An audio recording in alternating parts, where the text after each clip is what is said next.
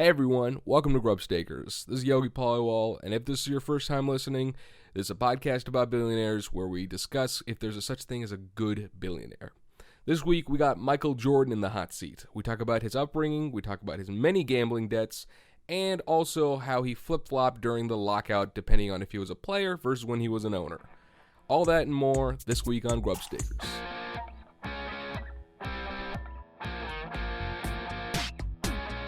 Because of my success in the private sector, I had the chance to run America's largest city for 12 years. I taught those kids lessons on product development and marketing, and they taught me what it was like growing up feeling targeted for your race. And that's just not true. You know, I love having the support of real billionaires.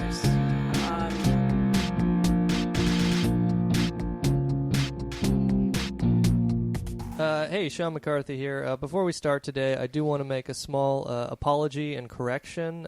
2 weeks ago on the Dodd-Frank episode, I said State Street Corporation pled guilty to fraud with the SEC in February 2017. What actually happened was State Street entered into a no-admit, no-deny settlement with the SEC in February 2017. And I just want to apologize to all our listeners for implying that any financial services corporation would have to plead guilty after committing fraud. So, you know, a lot of people might have been confused by that. Oh, man. You needed to open this episode like that? Call out those lawyers, okay? That was read straight from an email that said it was a compliance. Send the sharks home. We've apologized. Yeah. What's wrong with you, Sean? Anyways, hey, welcome to Grubstakers of Sean McCarthy here, joined by Yogi Polywall. Steve Jeffries. Andy Palmer's out today.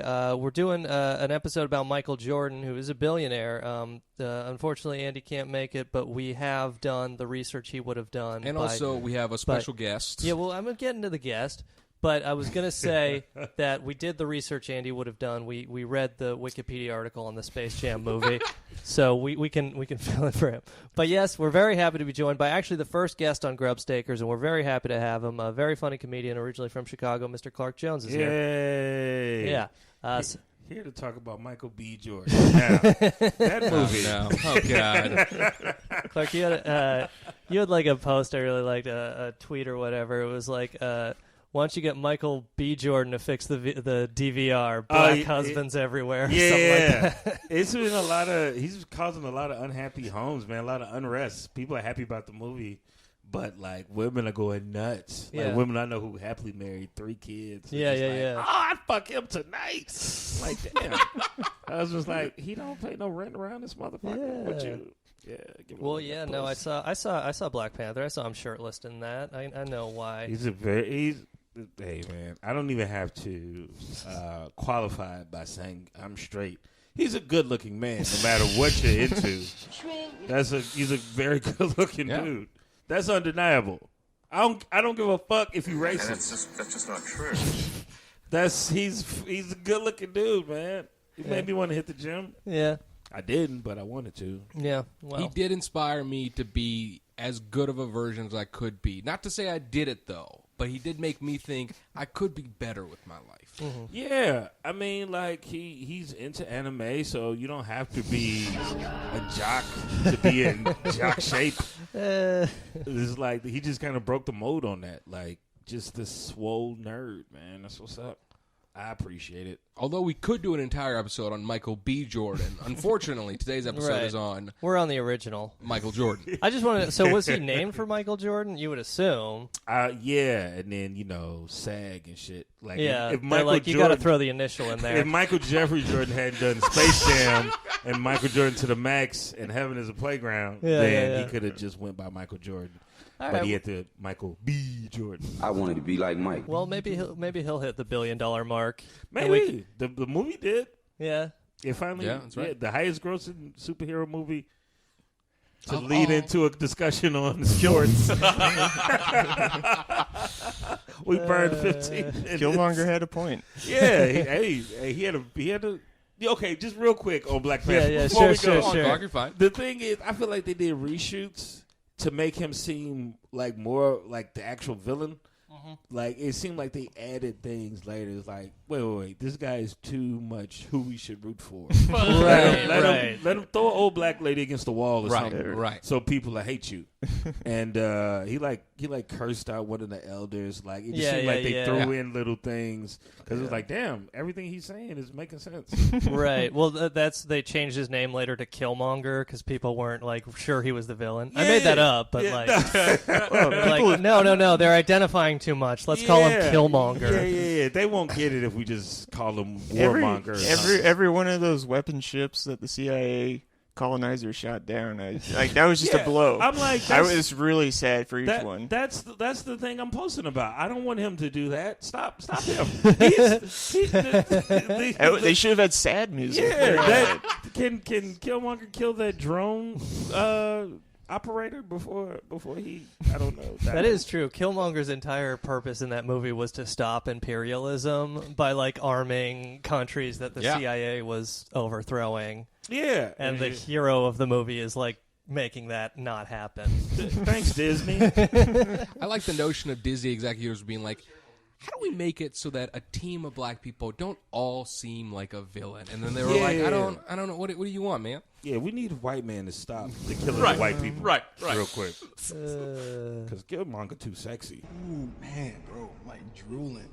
People don't like that. I'm trying to fuck this guy, dog. Yeah, I want to fuck this dude who wants to kill all the white people.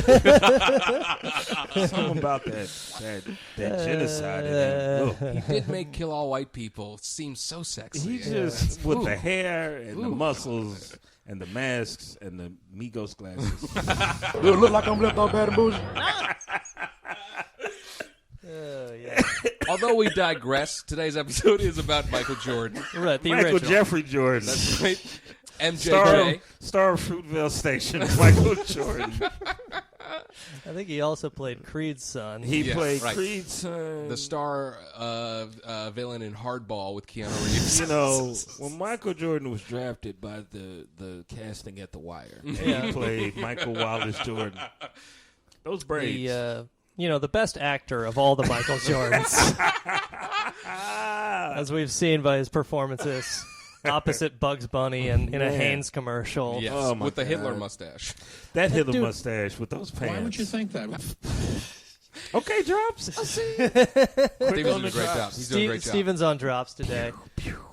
Murder. Andy just doesn't come back next week. Yeah. Steven does such a good Clark, job. he like the black dude from ESPN. He's just like, is that a cornball? Or is he a cornball, bro? Andy asked if I was a brother or a cornball brother. And they removed him from the podcast. Andy asked some kind of awkward questions about Clark dating a white girl. I'm just saying. Is he a comedian or a cornball comedian? Never heard from him again. Never heard from him. You know, like, I just, like, if I'm collecting, I don't know, 6 some figures a year to just say bullshit on TV for an hour a day, I'm just not going to touch the race thing, you know? You just don't go there, man. You get comfortable. He didn't even know he was touching race. Yeah. He thought he was, like, on 125th Street at the barbershop. Like, no, there's cameras on. You forget. Yeah, there's advertisers. You're in Bristol, Connecticut, sir. Please know where you are.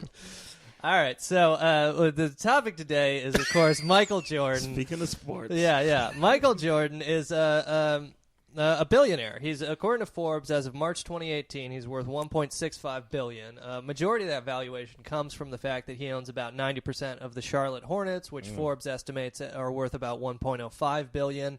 But, you know, he made something like $100 million from his endorsement deals last year, and that's for, retired athletes. So Jordan makes a lot of money.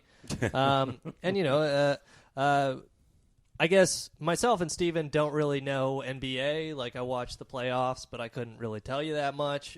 So, sports fans might cringe, but, Clark and Yogi are here to hopefully correct some of our Why assume the brown people people know about sports? I just know I'm you like not athletic. You know what I will say? When I was writing the message to all of us, we sent a group chat, and I was gonna say and if you're gonna be late, you can hit us up in the group chat. And then I stopped myself because I didn't want Clark being like, why you assuming And I know, you know, that It would have been safe. I'm late for everything. It has nothing to do with race. Yeah. I'm just scared. How could I be late? It's my place. Exactly. What do you? That would be amazing. Yogi's only late when he's not awake at recording time, and I'm just like buzzing the apartment trying to get in. It's such a hassle getting into this building, Yeah, y'all. yeah, If y'all have never been to, I should say the address. Yeah. I won't. Thank you, Clark. I'm Let's on my get a best live behavior. audience. Oh man, that's why we do podcasts, right? Yeah. Just for more stand-up bookings, so we can do a live. You know what I version will of the say? show. That is like where I most notice white privilege is being just let into buildings in Brooklyn. Like That's real. people just open the door for you, and they're like, "Yeah, you probably you live think here. that? You're probably not gonna do anything." Black people let me in all the buildings. So if our privilege mattered, Yeah, then it would be the same thing. It would be just as problematic. it'd but- just be the opposite. yeah, it's only 11% of the country, so it doesn't really matter. Of this podcast. Oh yeah. All right. Well, so Michael Jordan, like we said, worth $1.65 billion as of March 2018. Mostly self-made. He grew up kind of middle class, from my understanding. He was born in 1963 in Brooklyn. Interestingly enough, he's today 55 years old. But when he was a toddler, his parents moved to Wilmington, North Carolina, where he went to high school and later played basketball for UNC, I believe. Yep. Thanks. He was cut from his basketball Oh, team. right, right. yeah. That's and right. he definitely got over it. Yeah. Oh, no, he's not petty at all. He didn't use that as motivation. It's still like, oh, fuck, I'm going to be a billionaire. They damn cut me from the 7th grade basketball team. But yeah, so Jordan grew up, his mom worked in banking, his dad was an equipment supervisor, so, you know, kind of middle class, but mostly, you know, self-made man. He was, I think, by and large, the best basketball player of all time, most everyone would say. Yes. Is the best basketball Yeah. player. Stop it. Stop it. I don't want to Max. We kind of look like Stephen A. and Max a little bit. But, like, if they did stand up, that would be horrible. Oh, my God. I've been to that high school, the one in Wilmington. Laney. And, Yes. and you'd think that, like, you know, since Jordan went there, like, he would have at least had, like, a trace of his existence there. Because he got cut from the team, there is no trace. That high school is a dump. And, like, I don't say that lightly. Yeah, so when I did Cape Fear, I was in Wilmington, and we drove by it, and they're like, that's the high school Michael Jordan went to. I'm like, really? And it's like, you'd think he'd donate some money to, you know, because it's the high school that took him in, but he got cut. And he said, fuck that place. Broken windows, there's rats everywhere. People eating through the Jordan jersey that they salvaged. It's just slavery in the basement. He did talk about that, like, in high school at one point, he got called the N-word by some Muslim girl, and so he threw a soda can at her, and his self-proclaimed said, I used to be a racist. Like, he used to dislike all Muslim people for a little bit, which is crazy that this is a part of his high school, like tenure that nobody cared. Nobody knows about this. I had to do deep Google digging to find this research. Really? And it's like, you wouldn't expect that from Michael Jordan, but apparently his mom took him, like, he got suspended for the day, and his mom took him to work and just said, sit in the car. You can't just be racist to people. Come on, man. You got to be better than that. First of all, where does a Muslim in the 60s have the gumption to hate somebody? Like, in North Carolina? Yeah. How dare you? Yeah. How dare you look down Well, on she's just trying to anyone? fit in, Clark. I mean, let's be honest here. It's, you know, the oppressed mimic the actions of the oppressors. Sure. Of their oppressors. Let's say. Not just any oppressors. Some deep thoughts right there. Yeah, That's well, real, man. that's That's why- why black people so why- hard. Jordan called the player he drafted a flaming faggot or whatever. Yeah, because he was called a flaming F word Yeah. But yeah, so by Michael, that Muslim girl. Michael Jordan, interestingly enough, is as of today, Michael Jordan is one of 3 African-American billionaires in the world. Oprah is the other, and then a man named Robert F. Smith is the other. He's actually the richest. He was a former Goldman tech investment banker who founded Vesta Equity Partners, a tech investment private equity But firm. can he hoop? Yeah. Can he whoop my ass? Can he dunk buckets? That's really Yeah. it. He probably just refers to himself as the billionaire who didn't get crossed over by Allen Iverson. Does he own part of the Hornets? No, I don't think so. Though, But so, there's not that many. And interestingly enough, the first black billionaire, his name was Bob Johnson. He's the BET founder. He was the first one? Yeah. I thought it was Reggie. It might be like adjusted for inflation, but I think like the first African American to have like $1 billion in the bank. The guy I'm thinking of, he was most of his billion was like it wasn't liquid. Right, yeah. It was like through stocks or something like it's Reggie something. I just got to look it up. I like real when quick. Clark was like, I thought it was Reggie. In my head, I'm like, yeah, Clark knows a guy named Reggie. Yeah. That seems pretty. Well, we got the first name. It's like Sean being like, yeah, Tony did that. It's like, Sean knows Tony. Yeah, I don't see No, Fat Tony. No, okay. No, fucking Raj did it, guys. Come on, it's Raj. It's like, all right. Reginald Lewis. He Reginald was Lewis. he was the first one. He was a corporate lawyer, and Reginald Lewis from Baltimore. But most of his billion, it wasn't like, as liquid as like Jordan. Yeah, right. And that other motherfucker. Right. Well, so it's an interesting story with Bob Johnson, the BET Bob founder, Johnson, yeah. because I think it was like 2000. He sells BET to Viacom for something like $3 billion, so he becomes a billionaire, and he buys at the time the Charlotte Bobcats, and then Michael Jordan becomes a minority owner in that, has a minority stake. But Bob Johnson runs into financial problems because he made some poor investments. The 2008 recession hit. But also he went through like a divorce, the BET founder did, where he had to pay out like hundreds of millions. Oh, wow. And one fun fact from that was his wife, who he had to pay all this money to, his ex-wife, went on to marry the judge that presided over his divorce proceedings. Which Twisted is like a knife. That's the most bad I've ever felt for someone who's still worth $500 million. Yeah. Damn. Damn. Like that's cucking right there. He deserves it. He nicknamed his basketball franchise after himself. Oh yeah, the Bobcats or Yeah. whatever. Bob Johnson's Oh Bobcats. yeah. Fuck you. Right. It's not a family restaurant, dog. Yeah. It's a team. Bob's barbecue joint. Come on, man. Grow up. Yeah. Dude, ain't no Bobcats in Charlotte. Stop it.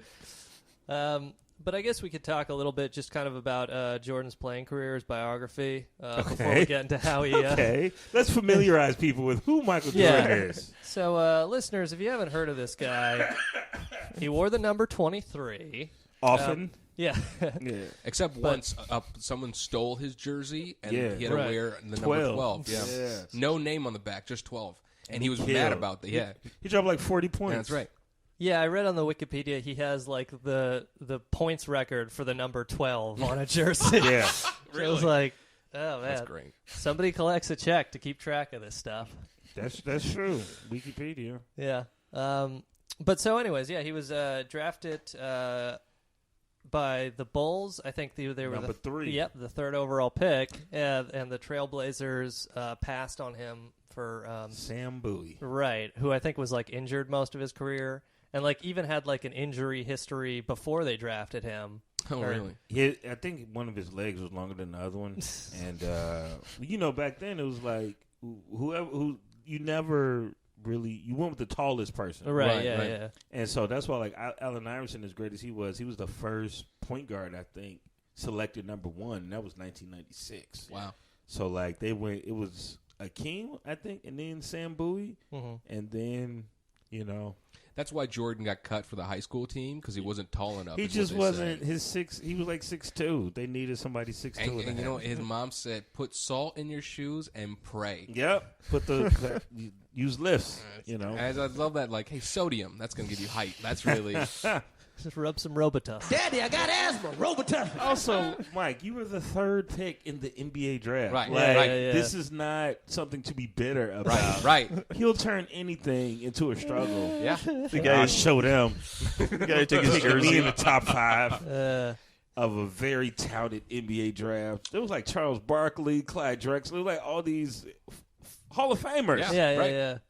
And he was picked third and felt slighted. Well, it's like, Jordan's such like an interesting character because like I think most people who've like Googled him a little bit, they know all these stories about him like being an asshole, basically. Right, yeah. Where it's like he is like this kind of hyper competitive type A personality, which is like it's a great skill to have in like sports, where there's like a winner and a loser, and you just do everything you can to be the winner. But in terms of like actual life and being a Treating human people being. right. Right. It's not quite as good. But like just the Charles Barkley thing, I was reading when we were looking stuff up for this.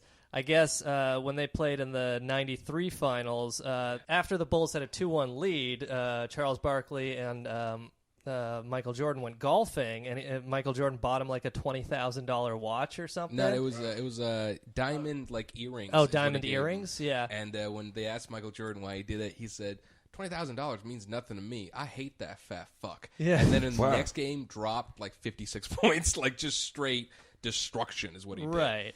It's so entertaining to him to just be mean Yeah. to people.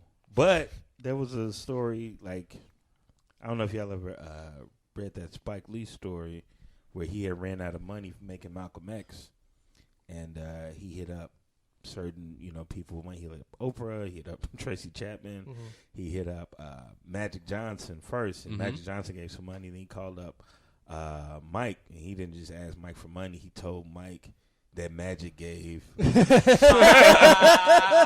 a certain number. That's so good. Just so Mike would he doubled whatever the number Of he course. told him Right. that Magic gave. That's so perfect. That's great. You gotta use that to Yeah, your yeah. advantage. Spike man. knew. He knew. Spike definitely knew. Many people fuck up. They make the wrong decision, and then Jordan goes "fuck you" forever. But Yeah. oh man, Spike did that right. He knew better than to call Jordan first. He called Magic first, and then Mike was like, "Well, Magic gave this number you just made up. I'll double it." And that's the story of Malcolm X getting financed. Right. That's great. That was a good movie. It was a very long and good movie. Yeah. Can one of y'all Sean? Can you just say Malcolm X was a bad movie? just Be the Skip just Bayless of come this. on, man. We got to get this comment section popping. Yeah, no, I agree with him. What? Do it, man. I'm not saying it's race, but it was a long movie. Please and don't bring race into this. But the movie Roots was like so. They took a lot of artistic license with slavery, and I just as a movie buff, I feel like that was not how it went down. It was a long, joyless march to the credits. that's my Joyless favorite. salt march to the credits. My favorite argument you'll see online, or just like in like places. Usually, people won't make this argument in person where it can be traced to them. But it's like slavery is slavery is like slaves were very expensive is the idea. So they never mistreat their slaves because that's like whipping your Lamborghini or something. Or keying it. Do people really say that? They say Yeah, this people kind of say shit. that. Or they'll say slaves were very well treated because they were so expensive, And Why, it's just like, why would someone whip their property? And also, why would you fight a war over something that's too expensive? Just trying to. Why it helped the economy? We wouldn't be here without it.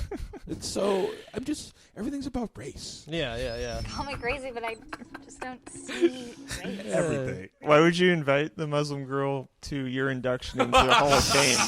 Yo, That would've been front great. seat. She officiated the wedding just to prove to her that he was not a flaming F word. Right. See, I'm marrying a woman. Shut up, you flaming N-word. I'll show you one day. I love the idea of Michael Jordan writing down the license plate of someone who cut him off in traffic, bringing him to their Hall of Fame induction. He just every time he buys a Ferrari, he just brings that dude with him. Torture them. He's like the Dan Ninen, but way more successful. Oh yeah. That's the key. If you're gonna be petty, you gotta be Yeah. successful. Oh, Then people, man. because capitalism. Yeah. I mean, you can be petty and not successful, but then you just no one cares. You're just weak. Then you're just a hateful bastard. Yeah, Yeah. but if you're successful and petty, ooh, That makes it okay, watch doesn't out. it? It was. I was just watching this one on YouTube where he was playing a scrimmage game. It was a preseason game against the Bullets, and the story had gotten out. The dude who was guarding, I forget his name. He scored 10 points in the first quarter. He was talking shit to Jordan, we got you tonight, Mike. We got you tonight. And Mike comes back and he drops 40, I think, after that first quarter. And it came out later that the guy never said that. Jordan made the story up. Oh. Because people wonder, like, why is he going so hard in a preseason game? He was talking trash, so I had to show him. And the dude never said that. He was like, I don't have any idea what you're talking about. I was just happy to be on the same court as Michael Jordan. I actually told him how much I love him as a basketball player. But Jordan took that as trash talk, and a reason to drop 40 points. Oh, you like me? Well, you're going to watch what you like about me. Watch what I bet you stop after I tell people this lie, this made-up story about you trash talking me. Jordan was doing, I think in 2014, he was doing like he was running the Charlotte Hornets Twitter account and like answering user questions or whatever for like a special promotion thing. And the golfer Keegan Bradley tweets at the account, MJ, how does it feel to get beat by me every day at Bears Club, at golf? Yeah. Go Hornets. And Jordan from the Charlotte Hornets official Twitter account tweets back, last time I looked, you were wearing my shoes. Damn. You don't see me wearing Air Keegan's. Clap back. It's fucked up, man. Like, speaking of the Hornets, the Muggsy Bogues story. Yep. Yeah. And this draws in Space Jam. This is why Muggsy Bogues was in Space Jam, because of what Michael Jordan did to his career. Mm-hmm. Everybody, y'all know the story, right? I guess remind me. For our listeners, Sean. Muggsy Bogues is 5'3", made a lot of himself, grew up in Baltimore, and grew up to be an NBA professional. Played in a couple All-Star games, and another person who looked up to Michael Jordan for some reason. He was they were playing against the Hornets, and Muggsy Bogues was about to shoot. Mike just goes, shoot it, midget.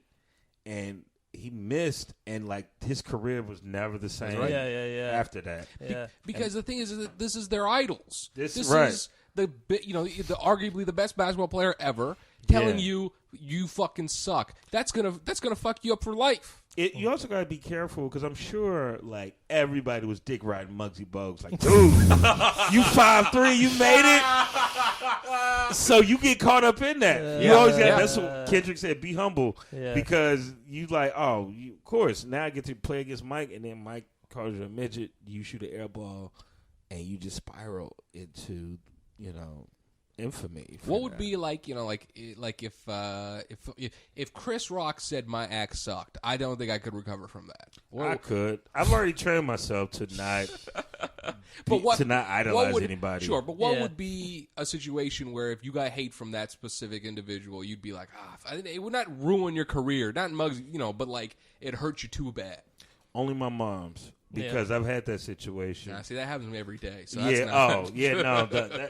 I shouldn't even say his name because he's not alive anymore. But it's a comic I looked up. He's a historical icon and just funny as all get out.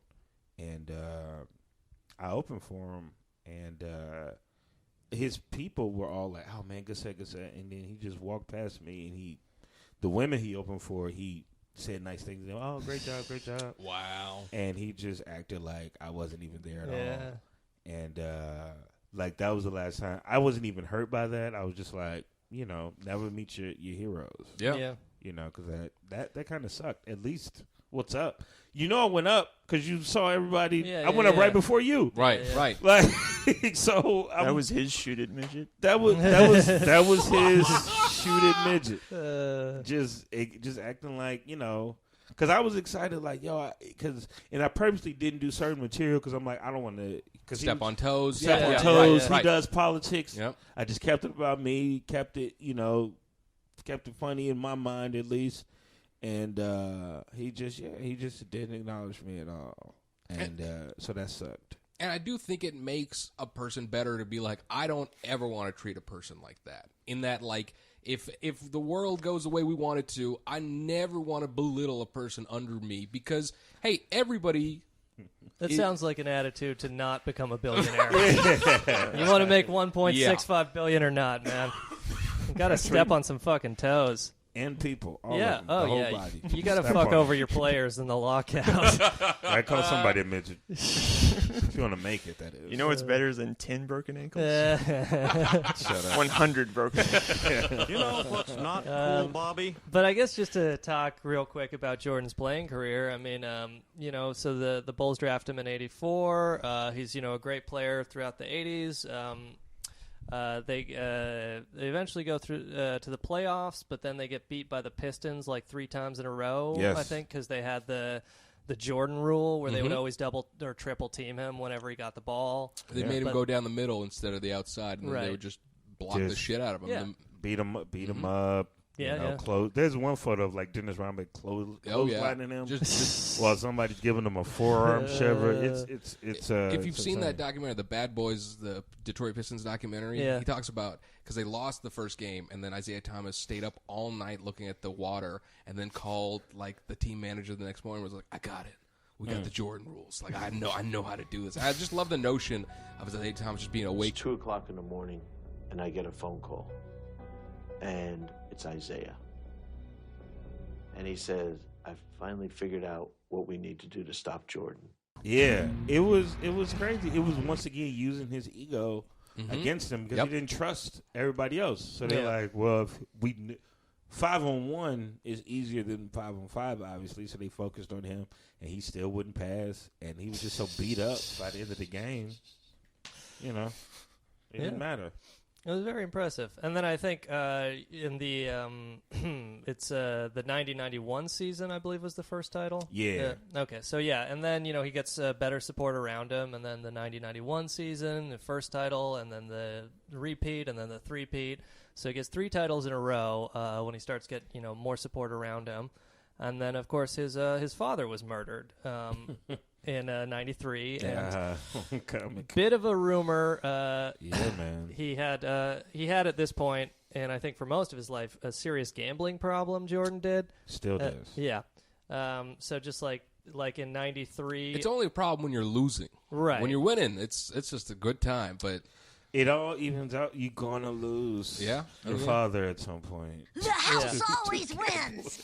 But so in hedge your bets. In 93, Jordan, there was controversy because Jordan was seen gambling in Atlantic City, New Jersey the night before the game against the New York Knicks during the 93 playoffs. In the same year, he admitted he had to cover like $57,000 in gambling losses. An author, Richard Esquinas, I don't know. Look, I did the Wikipedia research. I don't know. But this guy wrote a book. Open. Esquinas or something? This idiot Who gives wrote shit? A book. He wrote some shit I read. Yeah. I don't fucking give a shit. But basically, he wrote a book saying that he had won $1.25 million from Jordan on the golf course. That's right, yeah. And, and Jordan's like giving interviews about his gambling problem. But I think, Yogi, you were talking about there was some stuff about Jordan maybe being in debt to the mob or something. Yeah, so there was this one guy who was a drug mule for the mob, and there was a check to him from Jordan for like, I think it was either $27,000 or $67,000. And initially, Jordan was like, "No, that was just some money I would like, no big deal." But then later on, during a court case, he had to go on trial and plead that no, that was money that I owed due to gambling debt. Yeah. And then the $1.2 million he owed because he doubled down because he lost $600,000. He's like, "Let's double or nothing," and then lost again. And so basically, he had gambling ties to the mob around the time his father was murdered. And so, and right before he was retired from the NBA, that's quote right. unquote. That's right. But it was supposedly because he was not making the league look good with all the gambling. And who knows what type of threats was going around too? Because I honestly don't understand how they have security at basketball games. Yeah. Like, how do they stop, crazy shit from happening? So, I mean, this shows they don't. Like, the reality is that whatever industry it is, whether it's basketball, I mean, even dairy to a certain extent, like, there is some shit going on behind the scenes when you have an industry of shit going on. Yeah. And with basketball, it's like, you got people at the top that are, like, raking in most of the money, and we'll talk about the lockout in a moment here. Mm-hmm. But, like, you can't stop people from fucking shit up on the side. All you can do is try and cover it up by... Yeah. Jamal Crawford almost got killed trying to gamble with Jordan. Seriously, this was Jamal Crawford of the Bulls. They used to work out with Jordan, in the summers, and I guess he would want to go and gamble with Michael Jordan, which is not Sounds smart. like a good idea. Before he got his first paycheck. Sure. So he's going in there and he's gambling like him, Ray Allen, a bunch of other people who have the money. Right. He does not. He loses big, and they let him go one time, and he was like, all right, I'll definitely have the money at the next game. And they're like, in the NBA, he'll have it.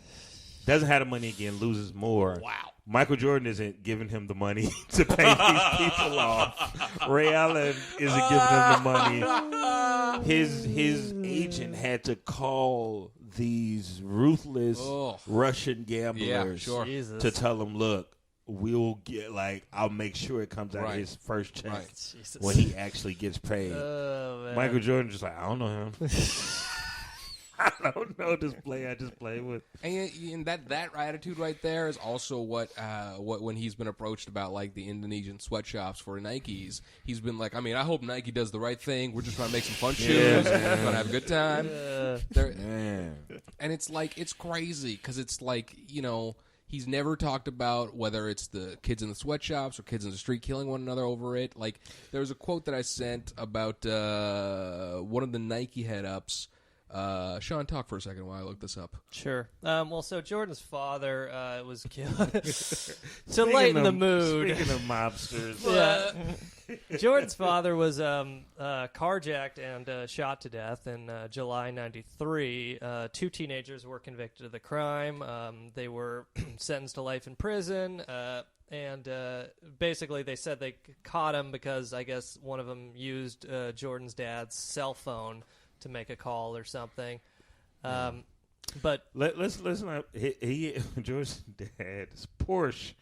He was parked alongside a country road in a Porsche. I think it was a Lexus. Oh, I'm sorry, luxury Lexus. But the story is that he parked on the side to take a nap, and it's like, who's napping in a Lexus on a country road after a funeral? That's not a linear line of events. Yeah, none of it adds up. Nowhere near his house. He's just like, you know what? I feel like taking. So I did more of the research on the 2 guys that went to prison for it, and basically there's DNA evidence, and that's why they went to jail. And they also had video recording of them bragging about the murder. But it turns out that always a good idea. This is free Instagram too. It's crazy. The DNA lab. While we're recording, you guys want to confess any murders? Yeah. Can you turn me up in the headphones? The DNA lab that was a part of the conviction, 210 of their cases, 190 of them were corrupt. And so their quote from Green is the last name of one of the guys that got in prison. He said that we weren't even there for the murder, and we're just pawns in a game. And that's literally I went to jail over some shit that I didn't even really know about, but I had some debts to pay, and I had to fucking get out of there. And it's they're just hitmen. Exactly. Much. And it's one of those things where we'll never know who killed Jordan's dad, probably. Damn. Yeah. How am I going to sleep tonight? That's not fine. James Jordan's. I got that quote I mentioned. It's Tinker Hatfield, Nike's vice president. He said about, Air Jordan's being, he said, we were all sad, but it was much of a comment on materialism and people not respecting life. There was something else in our society driving that behavior. Oh my God. So we never felt guilty or responsible or thought we would dial back and do less cool stuff. Michael was adamant about that. This is is about people getting shot for Air Jordans? people being killed over Jordans. So, Air Jordans launch in 1985, and they become, more and more popular. And then I think it's the early 90s is when people start, getting jacked for their Jordans and stuff. It was big in Chicago, and some people got killed over their Jordans, Absolutely. But many people. It's just kind of funny that, you were saying, this guy who runs a sweatshop being it's just people not valuing human life. Yeah. What's up with all the capitalism, bro? By the way, these shoes are $200. Yeah, exactly. Right. Those are the kid sizes. Yeah, adults are $5. We had to raise the prices. We had to raise the prices because the children who make them want it 25 cents instead of 15 cents. What are you gonna do? We're struggling. Our hands are tied on the matter. We got it. Our price point is going up 30%. Tinker Hatfield, he designed his designs are what made it like Jordan was doing fine with the first shoe and the second shoe, but the third one, when he took over, that's when the popularity of it exploded. There's a great documentary on Netflix about Tinker Hatfield. He's truly one of the most talented artists that I think exists, especially when it comes to fashion and the shoes that he's designed. For them to be able to keep reselling them, and people are like, yeah, more. It's like, this is the exact same shoe. And they're like, no. Right. Yeah, I think I read like Air Jordans are more than like half the sneaker market. Oh wow, easily. It's like crazy. And it's saturated, but usually, you know, basic economics. The supply is ridiculous, but demand is still high. Right. And price is still high. So like that's 3 arrows trending upward. That defies, you know, basic economic tenets. I wanted to see how many people are killed over the shoes, and the website I got it from was Quora, which is, you know, below Yahoo Answers if you ask me. But they said that it was around 1,200 people die every year over Jordans, and it's like, wait, that seems very high. You said 1,000 or 200? 1,200, 1,200. 12 worldwide. Okay. I thought you said 1,000 or 200. No. Yeah, 1,200.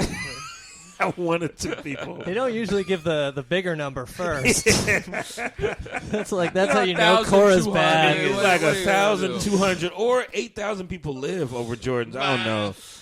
Every year. Yeah, no, people used to get murdered in Chicago over, you know, in New York too. Yeah. The phrase was, you would ask somebody, you know, what size are those?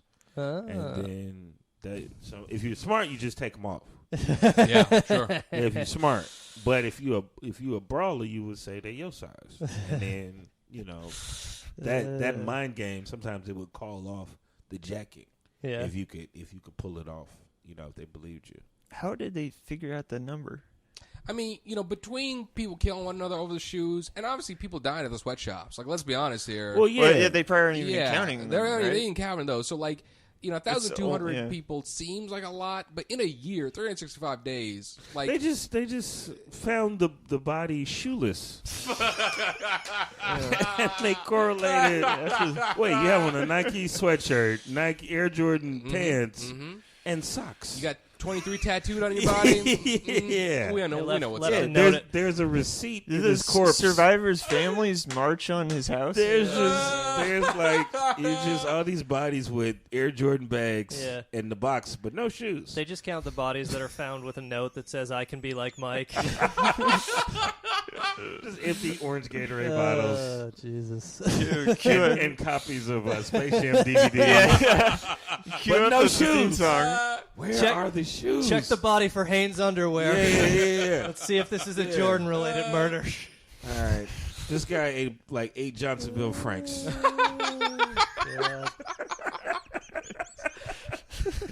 During the autopsy.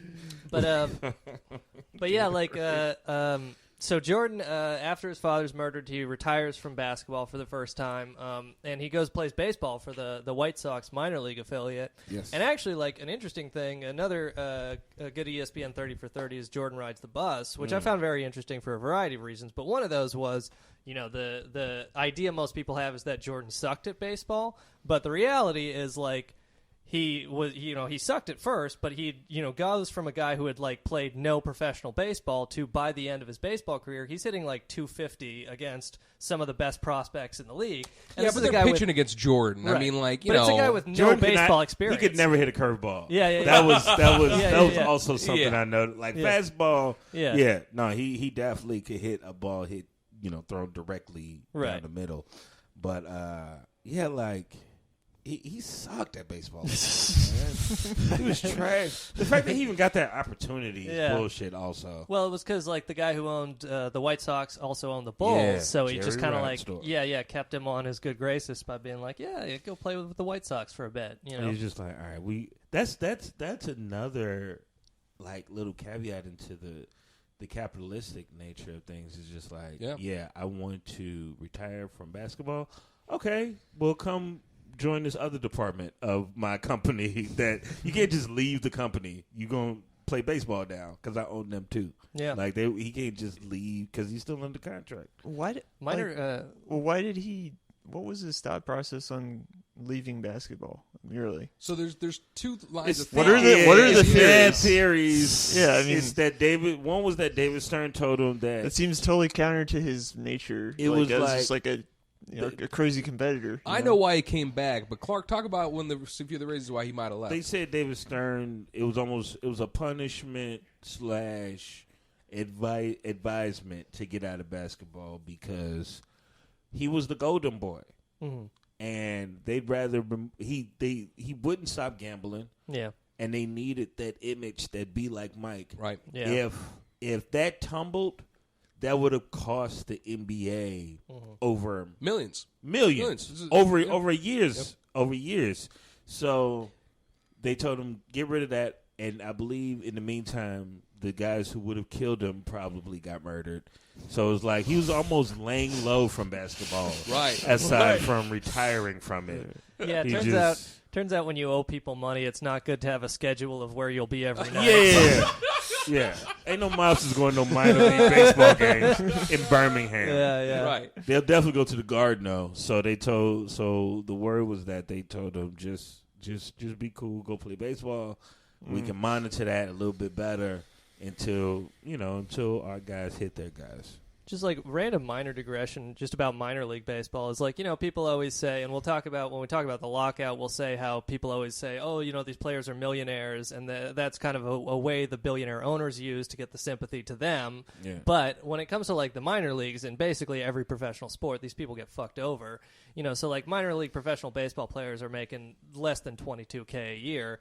But what I wanted to say as a random digression is the omnibus spending bill that President Trump just signed actually had a provision inserted into it by Major League Baseball lobbyists saying that they are allowed to pay minor league baseball players less than minimum wage, which is just like, I don't know. It's just crazy. But it's also kind of funny to think about, and they talk about this a bit in the Jordan Rides the Bus documentary, is like this guy, one of the richest athletes of his time is like hanging out with these like very relatively poor minor league baseball players. Yeah. And being a competitor with them. That goes back to the other thing with the like him going to court and stuff like that. I don't think the word was David Stern didn't know. He believed the story about this money was owed over something else, but then when it all came out in court, he was like, all right, this is getting out of hand. Well, I mean, because like the thing is that the reality of Jordan is a true original. There was no one like him. There kind of no one like him even today. And I don't mean just in basketball. I mean like the height of Michael Jordan's appeal in the country is just as big as Michael Jackson Thriller, like, whatever you want to call it. And so all of the stuff we know about his gambling and like his infidelity and how Jimmy Butler might be his illegitimate son, like all and of Kwame Brown, who looks just like him. That's right. Like, all of these things, it's like we're literally knowing the tip of the iceberg on what is the Jordan conspiracy of what he got away with in his life. It's a few books out there that kind of touch on it. Some, like the rumors or the theories are believable. They just don't have a lot of shit to back it up. Yeah. But it's out there, man. His life is. There was a story. It's with he tried to take him, Scottie Pippen and Horace Grant. They would like pull their sons' dicks out to see. They had a contest to see whose son he'd be competitive had the biggest about dick. that. Like he got so mad because Madonna was fucking Scottie Pippen and not him. And so he like confronted Madonna like, hey, anything Scottie got, I got for you. And Madonna was like, I don't think so. And she never fucked Michael Jordan. That's great. Allegedly. These and other rumors can be found in books written by Stephen A. Smith. Madonna, I don't mean no disrespect. Max, hold on. Now nobody knows. LeBron James. There is no greater Madonna fan than Stephen A. Smith. I would never diss Madonna. Let me say that. When Like a Virgin came out, I couldn't stop listening to that track. Vogue was a hit. It always will be a hit. I knew it was a hit. Skip. You cannot skip Madonna's Like a Virgin or Like a Prayer. Her discography is the anthem to my life. I think we were talking before I started recording, and I know I do like these tedious political bits or whatever, but in stand-up comedy, there's nothing in the world that makes me laugh more than a Stephen A. Smith impression. And I got no idea. The guy just talks so funny. He's got such a great broadcaster voice. It's like the slow and then the high build, and then he's like real passionate. He's just so mad at 7 in the morning. He went to bed mad because Kevin Durant missed 2 free throws. Wait till I wake up. Oh, I'm going to be still pissed. Oh, I'm going to be so mad. He gets to the office, and he gets this list of things he has to be mad about today. He just slams the empty briefcase down on the conference table. I saw Black Panther. I saw it. And Michael B. Jordan was not as cut as everybody said he was. I don't care who it is. Killmonger is not my hero. He is not. Max, I'm going to let you finish. But this point must be made, and let me make it clear. Skip, first of all, I thought Black Panther was going to be about the political movement, not about these comic heroes. Now, look, I'm a black man, okay? And let me be the first to say, Wakanda is not forever. Okay? Let me be frank, and let me be T'Challa. Now let me be clear. Killmonger had a lot of legitimate grievances. I would never say that Killmonger did not have legitimate grievances. No, he should have been mad. No, take that away from me. I said no. I don't say anyone should be mad. What I'm saying is this, and I'm making it very simple. He's making it very simple. Discography. All right, let's talk about that lockout real quick, Sean. Well, yeah. So I guess we'll give the condensed biography for the rest of Jordan's career. He comes back from the baseball career. He wins 3 more titles, one of which I remember very clearly as a kid growing up in Seattle. A huge fan of the Supersonics. 96. Yep. It was a great team. Of course, got crushed by, at that time, the best record in basketball history, Chicago Bulls, I think 72-10, which the Golden State Warriors beat. So of course the Sonics get crushed by them. Then they crush the Jazz twice. So he comes back, does another three-peat, and then I guess he retires again. And then he goes to the Washington Wizards and becomes in charge of basketball operations, where he drafts Kwame Brown, and then returns. Illegitimate son. Exactly. Mm-hmm. He returns to basketball to play for the Wizards, and was not great then, but he was still like an above-average player. And just like a couple of things on his competitive nature, there's like stories of him like making Kwame Brown like cry during practices, and of course he called him like a flaming faggot among other things, and an N-word. Yeah. And like there were stories like he would make like Kwame stay and like play one-on-one with him after like everyone else was done practicing and stuff like that. He was a good father. Yeah. People say if you get drafted on a team that I'm on, then maybe I'll play catch with you. But other than that, you got to prove yourself. Yeah. Thanks, Dad. But so he retires from the Wizards, and then he gets fired as the head of basketball operations for the Wizards. He was very salty about that. He was very salty. They didn't need him anymore. And he buys a minority stake in the then Charlotte Bobcats, now the Hornets. Why's it got to be a minority? Yeah. A not majority stake. Thank you. Okay. Thank you. And just politically correct stock market analyst. Please get woke.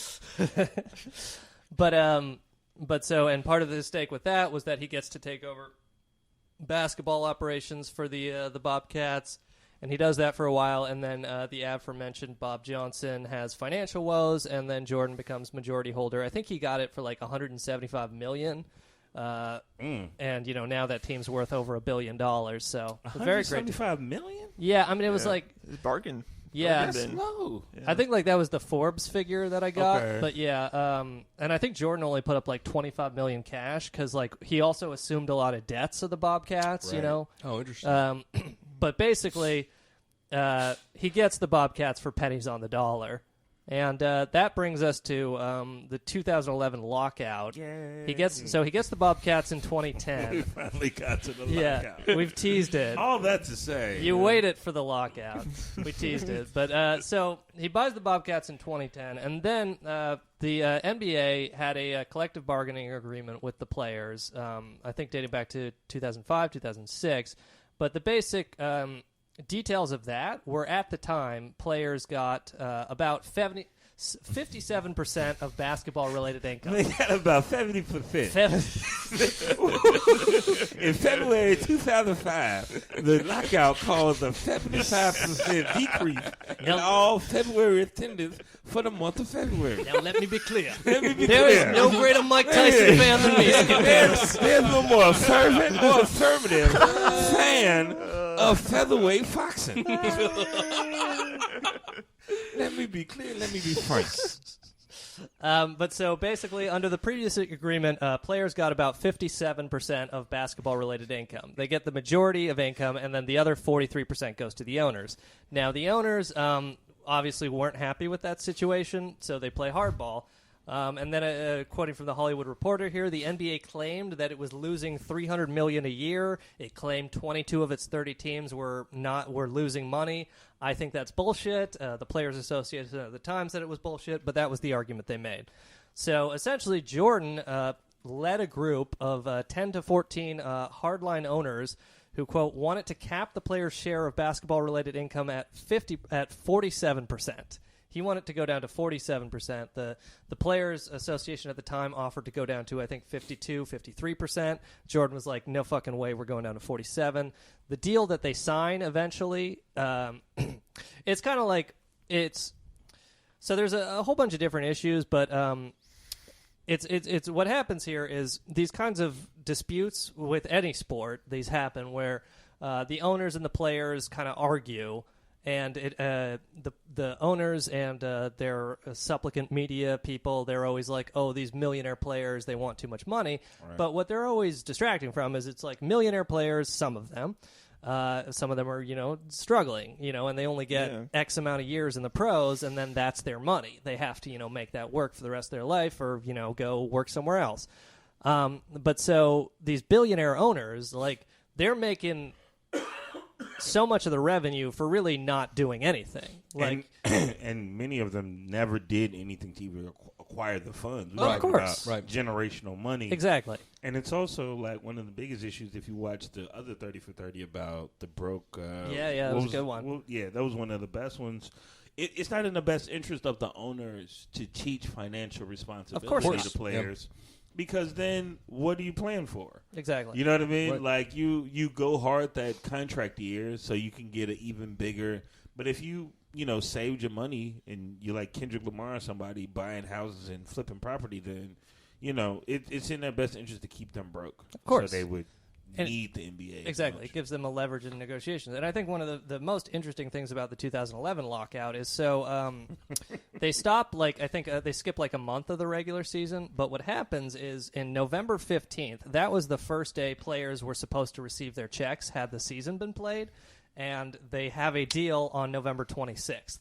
So it's like as soon as the players, aren't getting their checks, then they come to the table and they basically sign this deal that was almost entirely what the owners like Jordan want.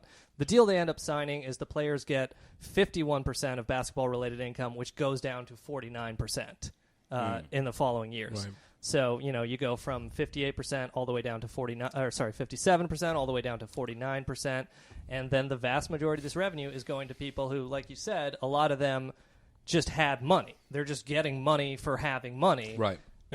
Also, ironically, the big contradiction with Jordan was that in the 99 lockout, he was on the player side. Of course. And that's when they actually cut the season. He crossed the picket line. Crossed the picket line, crossed a lot of lines just to, get money, man. Well, and that's the thing, though. Like, when it comes to all of these arguments about money, the people with money will always argue they need more. Yeah. And, in this case, it's like, they went from getting 43% to 51%, and it's like they just want majority of the money. They just want us to be able to say, because a 50-50 split, although not fair, wouldn't be terrible. I mean, it's for either side, right? Right, but it's like we want that one. Yeah, it's something about that majority. But yeah, it's quoted a lot. But during the other lockout, Jordan was quoted as telling the Wizards owner, "If you can't make a profit, you should sell your team." And then, of course, when he actually owned a team, he didn't take his own advice. But yeah, it's just like a bunch of different issues, and like a bunch of players, several players tweeted about how they weren't going to wear Jordans anymore after that. And that just must have been like, heartbreaking for a lot of those players because, of course, they came up idolizing Michael Jordan, and then he's like the owner who's fucking them out of their money now. But it's like just one other thing that I want to mention on this. Another thing that they did in this contract is they lowered the salary cap. And I think salary caps are really bullshit because owners always talk about how salary caps are necessary to keep, competitiveness. Yeah. But I think the actual reality is salary caps allow them to take more of the money for themselves.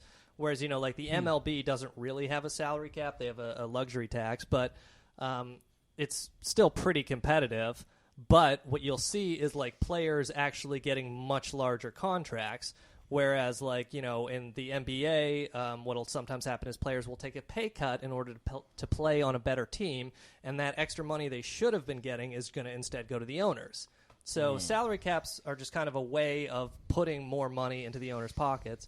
And interestingly enough, there was like an ESPN article which they essentially said that the majority of a basketball team's success can be traced to, they argued, to draft picks rather than actual salary amount. So it's like... Which like, and I had made a post about this a while ago, and Bill Maher had said something too, but like, that's socialism. Yeah, oh God, yeah. It's like, everybody's like, socialism is bad. Not everybody, but people who argue against it. They argue against it as a system, but like when you're on the losing side, you're like, yeah, we should get the number one pick because we suck, and that would make things even. But it's like, I thought you loved capitalism. That means the best should keep getting better and keep doing as well as they can by any means necessary. But when it can help you, you're like, we need. So it's like they just hate the name, yeah, but of course they love the things. But I love it as a system. Period. Yeah. Give it to me. Are you pro-socialist? Yeah, I'm a socialist. I think everybody here is, right? Yeah, for the most part, yeah. Yeah. We're in a Democratic Socialist of America. Yeah. Okay. I just wanted to make sure. Because people get real mad when they hate socialism. Nah, you know what? You're behind enemy lines. Yeah, no. We're all capitalists here, man. Don't be coming up in this show about billionaires. What talking about? This podcast costs $100 an episode, motherfucker. What are you talking about? We're gonna turn this whole app around and praise Michael Jordan. I got to Venmo you for being able to be on the podcast. I got to pay to be a guest. $250 to be a guest on it thing. It's like a Mar-a-Lago membership. These lights ain't cheap. Now let me be clear. I have never said anything bad about socialism. But socialism is good. It's not a failure. It works in February. 57%. Skip, you gotta hold up. Skip. You might be a fan of socialism, but capitalism is the way to go. All I need you to know is if you didn't have capitalism, you wouldn't be wearing that nice shiny shoe right now. Skip. But just like one other random thing for this lockout, it was man, like a lot of like the staff at the stadiums get fucked over by these things. So It's also something where it's like, billionaire owners, like A, they're fucking over the players, but B, just like the low wage people who actually work at the arenas. I think it was 16 games total that they had to skip for that season. But the people on the bottom of the totem pole are always getting fucked. The bottom of the totem pole gets fucked. Yeah. The low wage players get fucked, and I think one estimate was that average salary loss was like $200,000 for these players. And again, like some of them do live, paycheck to paycheck, and so it's like we've said, the owners rely on this precarity where they're like, we know that November 15th was the first day they're supposed to get paid. They don't get their checks, and suddenly November 26th they're coming to us, and they're basically acceding to all our demands. So, it's just kind of fucked up because, again, these are billionaire owners who I think are absolutely profitable, and they're just making money for doing nothing. They're totally unnecessary to the process, really. I think 100% of the revenue should go to the players because that doesn't exist without them. They can be busy. They're at the games all the time. Yeah. So you can't be out doing whatever the fuck that you claim that you do to be that fucking rich. But shout out to Art Rooney, though, owner of the Falcons. His concessions at his stadiums are like $3. Seriously, nice. He kept them low. Now it's the Mercedes-Benz dome. Yeah, right. So right. I'm sure whatever they paid for that right. branding kind of offsets price, but Yeah, count your victories, I guess. You know, in doing a Stephen A. Smith impression the entire time, I have realized Skip Bayless talks like he just said the N-word and is backing up from the situation. Now, Now, I'm not trying to say, what's going on here? It's not about what's going on. Are we really arguing Madonna's discography? And you said it, Steve. I didn't. You said it. I never said that. Skip, what I'm trying to say is that you Skip. said the N-word and you do not like Madonna. Okay, you said it first. Did we not? Was I the only one here? I was patient. Michael Jordan scored how many points? I mean, these are the facts. There are many N-words. Right? Why are we making focusing on this one? Why is there one time while I was drinking and with other N-words that we want to single out that time? You said it first, right? All right, well, so just a couple more things before we wrap. Skip, Frick. You just, I love how you're like the guy when dudes are at a bar just trying to talk about it. You just like, but what about the lockout though, guys? I know these women are. Can we get back to the lockout? Can we? One more thing about the lockout. 2011. That also was the year. Real quick, Jordan got divorced. He he paid out a fat half. $169 million is the amount he gave to his first equivalent wife. to $204 million in 2017 dollars. Okay, great. How much in 2011? The year of the lockout. It was at the time the largest celebrity divorce settlement on public record. The word is he was forced to marry her. Really? Yeah, that was also in the book about Jordan that. It was they were building his brand. Yeah. Right? And he got a woman pregnant, and he can't be this Right, global phenomenon that they had plans for and just have, illegitimate kids out there. And it was the first one, so, and oh man, I can't even speak. Like his son went to the same high school that I went to, and he obviously played for the basketball team. And the team was down like 3, and Jordan was at the game, and the coach calls a timeout, and Jordan just comes down and takes the clipboard and tells them what play to run. What? And they win. Yeah, perfect. sure. How you not going to listen to Jordan? And they win the game. The other team's like, Jordan's coaching them? Wait, what are we going to do? Whoa. Yeah, I didn't say nothing about Jordan coaching. What you doing? This against Illinois. That's a high school game. What are we doing here? He just came down and said, this is the play y'all running. He just came down. He's by like, the all way, right, you're putting me in. And by the way, the shot taken was not by his son. No. He did not drop a play where his son gets to be. That must have hurt. Listen, Jordan Jr., you ain't getting the rock. That ain't happening. Jordan, what I need you to do is give me some water right now. Jordan Jr. He doesn't even call him by his name. That was his own. Jordan Jr. Didn't actually name him Michael Jordan Jr., but called him Jordan Jr. Jordan Jr., I need a Fresca. All right, this is the play we're going to run. Jordan Jr., get those chili over here. It's like, look, you gotta have at least 6 inches to take the final shot. Yeah, look, Jordan. Put salt in your shoes and pray. Today, you're going to run this play. But he got a new wife, Cuban supermodel. Yep. Gorgeous. She's gorgeous. I'm sure. But you know what's funny? Like, so they're meeting. Like, so you don't know this, but I do the dirt on this podcast. I look at, I try and find, whether or not the billionaires eat butt or not, and so with the new wife of his, they talk about how they met at a nightclub in Miami. And in the article, it says the Cuban supermodel was dancing extremely freakily. Those were the words they used. And I was like, that's what seduced Jordan. He was like, that Cuban supermodel, I'm doing that tonight. She over there dancing freakily. Yeah. I'm a wife her. I'm into that. That's horrible. But yeah, and I guess there was also like one of his mistresses tried to sue him for I guess he paid her like $250,000 to keep quiet about it. I don't know if this was like the late 80s, early 90s or something. And so she kept quiet about it, and then either didn't get the money or didn't get enough of it. So then she sued.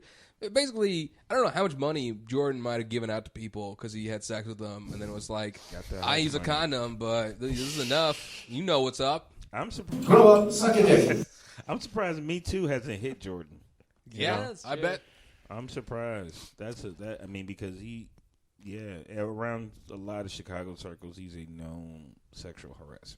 Yeah, Jesus. Maybe he just doesn't hire women. Yeah. So you don't have to worry about the Me Too. Or maybe just not an HR department. Yeah, nowhere near his him. empire is like 92% men. Yeah, So. the other 8 he don't ever And come you know in what? contact with. 92% men that wouldn't call out Jordan even if he raped those men. Yeah, That's he's crazy. insulated. That's you a know? global icon. Because like the Hall of Fame speech he gives, incidentally, 23 minutes and 23 seconds. I don't know how he did that, but like Seriously? yeah. Oh, yeah. I never knew that. Yeah. And like in that speech, it feels like a dictator doing stand-up. Because it's a room full of people that are like, he's talking shit about me to my face. Because he invited them to be there, and Right. then he talks shit about them probably- in a moment honoring his own self. Yep. It's like, that's maniacal. So you're probably wondering why I've gathered you all here today. Yeah. Well, let me tell you. We got punch under your chairs. Yeah. Trust me, you're going to drink Everyone it. look under your chair. Listen, y'all, tonight is not about me. It's about all the roasting I'm about to do. And he told people in the beginning of the speech, he goes, I told people that I was going to come here and say thank you and walk away. But now that that's over with. Oh, man. He's Unrolling a Rolodex like you of said, people there's talking only shit, too. one Michael Jordan. It's like, There's who's only left? Okay, Right. 1982. The- The girl from Lunch. Yeah. She's here. Yep, she's here. 1963, the doctor who slapped me. And not only... Be like Seinfeld inviting every audience he bombed in front of. Yeah. Let's see. The Yeah. Comedy Hall of ticket. Fame induction speech. Not only is he, basically roasting people to their faces, but clearly the organization knows because they got cameras rigged up on the people that he's about to talk shit on. Yeah. So they know, and like he's talking about like when he left basketball, and he's like, this one player said that, oh man, you can't, I bet you can't guard me, and then 2 years later. I let him know, and he cuts that guy's face, and his wife chuckling because she's just like, you fucked up, kid. You fucked up. It's like late night. He got to send the transcript to the NBA. Like, damn. He said right. that. All right. Well, let's get that camera ready. And they didn't say no. They said, oh, we're going to get our cameras ready. Right. Exactly. Yep. Yeah. He dissed some player he played in high school with. That got picked over him. Yeah. Right, by saying his game hadn't improved since high school or something. Just like, you're the greatest basketball player of all time. Why do you care? Can you imagine how honored that dude was and excited? Like, what? Michael want me to be there? Wow. He wore a suit. Finally, my luck is changing. Michael Jordan wants me. How did he find me? He paid for my flight. He said, come on in. Right. He put me up. He said, here's a $200 to Men's Warehouse. Get yourself a new suit. Tell me exactly what camera to sit in front of. That's right. What a guy. Mike's changed. What a good Right. dude. Make sure y'all get me close. What? That's my good time.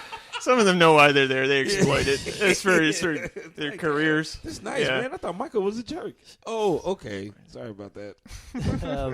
And it's funny, like at the end, they show the audience clapping, and it's literally like a 30-70 split. 30% people clapping, 70% being like, this motherfucker's an asshole. That was from the start of the ceremony. Like, they just repeated the footage. Nobody was clapping when he walked on stage. Everybody left before he could finish, and they just Walking used. out. It was like Suge Knight at the Source Awards. I guess we should, before we get out of here, talk real quick about Space Jam, because that's if Andy was here, that would have been his contribution. But just a fun story is Andy brought this up. One of the famous Looney Tunes Merry Melodies directors, Chuck Jones, hated the Space Jam movie. The director, Really? Yeah, he hated the Space Jam movie. He said it was terrible, and he said, I can tell you with the utmost confidence, Porky Pig would never say, I think I wet myself. And just like, just a funny story is like, Jones said that after the film's released, he was invited to a dinner at the Warner Bros. Studio lot with the executives that produced Space Jam, and was asked to give a speech with his thoughts on the film. And Jones said that he tried to give his honest opinion in a polite and respectful manner, but before he could finish, Warner Bros. Security proceeded to escort him off the lot. Damn. And what was fucked up about this was Yogi was saying he had had a stroke at this point or something. Right. Like, this is an old man who's just genuinely talking shit about a movie that's kind of like, ruining his life's work. He's like, why would Bugs Bunny need Michael Jordan? He's Bugs Bunny. But all of that makes sense though. So he's not even like he's not like Quincy Jones in it right now. Right. He's actually saying things that make sense. And they Warner still Bros. Didn't care. Nope, they're like, we got Jordan and Bugs. Get the fuck out of here, Jones. That's the two biggest icons, or top 5 at least, in the world. Yeah. And like, we don't need any negative press. Main thing is, though, is that, if you want to be a billionaire, you have to be relentless. Not just in your business pursuits, but genuinely in all interactions of your life. Yep. And that's the thing that's crazy is that, like, whether it's like there's a story about Jordan, they got off a flight, right? And he bet his teammates, I bet my bags will show up before your bags. Yeah. And nine people were like, yeah, I'll take that bet, $100, no big deal. And then his bags came out first because he'd bribed the baggage handlers. How could they not know that Jordan would cheat to win? They played cards and gambled on a team plane, on any opportunity to gamble. Yeah. All I know is that if I ever see Michael Jordan in the flesh, I'm going to be like, yo, Jordan, rock, paper, scissors, let's go. Let's do this. Let's see. $5 million. He's going to like cut off 2 of your fingers so he always wins. How did I buy an NBA team? Well, let me tell you about the time I met Michael Jordan at Barclays Center and challenged him to rock, paper, scissors for the Hornets. When Yogi Paul challenged Jordan, I followed him to Guy Fieri's restaurant, and there I waited for him. His discography is one of the best. Yeah, man. Speaking of restaurants, Michael Jordan's got a steakhouse at Grand Central Station, I think. That's a fine dining experience. It actually doesn't have any of his memorabilia for like sport. It's more about him as a businessman, apparently. Interesting. None of his sports stuff up His on the wall. steak place closed in Chicago, then he reopened another one. That's the thing about him. He doesn't care. It's all about the numbers for him. Just get the numbers, man. As long as we buying Jordans, they make like what, a 2 million% profit on every pair of shoes. Depends on how few cents per hour you can pay those workers. Right. Dude. Yeah. There are no child labor laws at the Nike factory. But yeah, it is like you were saying. That's how you get rich. That's relentless. Yeah. Yeah. Well, it's it's that kind of hyper-competitive thing. Like on the basketball court, it serves you really well. And then, like, if you want to be a billionaire, well, if you treat money as like a high score instead of something that millions and billions of people would need to live, that you're just kind of hoarding. If you're just like, I'm hitting the high score by racking all this up just for me, it's like that's how a lot of billionaires operate, I think. You have to justify in your mind that, like we were talking about earlier, like, manifest destiny and all of that, that I'm winning because I'm supposed to. Yeah, I'm the best. Yeah. And that the money reflects that I'm the best. The reason why these people are suffering under the weight of the capitalist regime is because they don't have a good jump shot. That's how God. Right. You should have sell crack rock will have a wicked jump shot. Yeah. You should have introduced this episode as like Michael Jordan, renowned basketball player and textile magnate. It's not too late. That's what the title on SoundCloud. It could be easily. Oh, and just one thing we forgot to mention, the crying Jordan meme comes from the 2009 Basketball Hall of Fame induction. Yes. And then they remixed it because he cried when Obama gave him his Presidential Medal of Freedom. So there's the original, and then there's the new crying Jordan meme. Somebody at the White House staff probably pissed him off. He did talk shit about Obama's golf game. He talked shit about Bill Clinton's golf game, too. They didn't even ask him that question. They asked him something like, who'd you want to play golf with? Yeah. Not Obama. That guy sucks. He sucks. Yeah, he was like, Obama. Wait, never mind. He probably got a trash golf game. Yeah. that Kenyan Muslim don't know shit about golf. Like, damn, Jordan. Shoot it, Muslim. Shoot it, you fucking Muslim. Shoot it, you fucking Kenyan Muslim. Shoot it. All right. Anything we missed about Jordan? I think we're winding down here. I think I like ending it on shoot it, you fucking Muslim. Clark Jones, thanks for being with us. I think your website's classicblackdude.com or yeah, that's my road to $1 billion. Yeah. Y'all see me around. Just follow me at the Clark Jones. Mm-hmm. We'll We'll post in the description how you can find Clark Jones. If you live in New York, he does Knitting Factory in Brooklyn every Sunday, one of the best shows in New York. It's great. He owns a knitting factory. They make Billions. You trying to be relentless? 10 cents on the dollar. It's a textile factory. Just be relentless. And with that, I'm Yogi Paulwall. I'm Sean McCarthy. Steve Jeffries. Clark Jones. Thank you very much. All right, thanks for listening. Sometimes I dream that he is me. Got to see that's how I dream to be. I dream I move. I dream I groove. Like Mike. If I could be like Mike. I wanna be like Mike. Like Mike. If I could be like Mike. Be like Mike. Oh. Be like Mike. Yeah, I try. Just need to fly. Just one day if I could be that way. I dream I move. Dream I groove. Like Mike. If I could be like Mike. I wanna be like Mike. Like Mike. If I could be like Mike. Be like Mike. Like Mike. If I could be like Mike. For the first time in my life, a human being didn't look real to me. You know what I mean? Like, I don't know if y'all watch the Chappelle show, but he talked about a certain incident where he seen somebody seen Rick James. And, like, I literally seen his aura. Like it looked like he was glowing. And I'm sitting there and I'm saying to myself, like, man, that's Mike. And I'm looking at him. I can't stop looking at him. Like, I'm looking at his shoes, and I'm like, man, he got on the Jordans. You know what I mean?